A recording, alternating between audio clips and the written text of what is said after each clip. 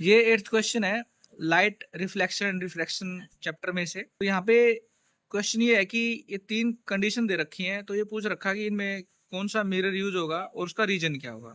तो फर्स्ट है headlight of A car. तो जो कार की हेडलाइट होती है उसमें कनकेव मिरर को यूज किया जाता है।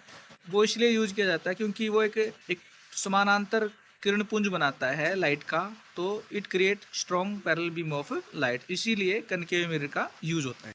सेकंड क्वेश्चन ये है कि जो पीछे देखने के लिए मिरर यूज होता है, दर्पण यूज होता है, वो कौन सा होता है। तो वो कौन सा होता है, कन्वेक्स मिरर होता है। उसका कारण क्या है, उसका कारण ये है कि जो वो पीछे की जो ऑब्जेक्ट होती है उनकी एक सीधी इमेज बनाता है और वो थोड़ी छोटी इमेज बनाता है।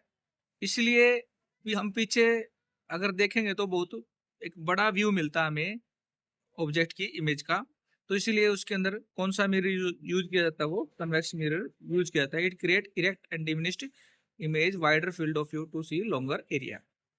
उसके बाद जो थर्ड है वो है सोलर फर्नेस। सोलर फर्नेस के अंदर कनकेव मिरर या अवतल दर्पण यूज किया जाता है क्योंकि वो लाइट को एक सिंगल पॉइंट पर फोकस कर देता है ताकि वो गर्मी पैदा कर सके, हीट प्रोड्यूस कर सके, हम खाना पका सके या जो भी ऑब्जेक्ट को हमें गर्म करना है उसको हम हीट कर सकें। इसीलिए वहां पर कनकेव मिरर यूज किया जाता है। 9th क्वेश्चन है, किसी कन्वेक्स लेंस को अगर कवर कर दिया जाए आधा ब्लैक पेपर से, क्या वो इमेज बनाएगा। तो हम यहाँ देख रहे हैं कि यहाँ से एक पैरेलल रेज गई और वो फोकस में से पास आउट हो, और एक रेज हमने कहाँ से गुजार दी, ये यहाँ पर ऑप्टिकल सेंटर होता है प्रकाशिक के अंदर, तो वो उसमें से पास होती है, वो यहाँ पर मिलती है। तो ये इमेज तो हमारी बन रही है।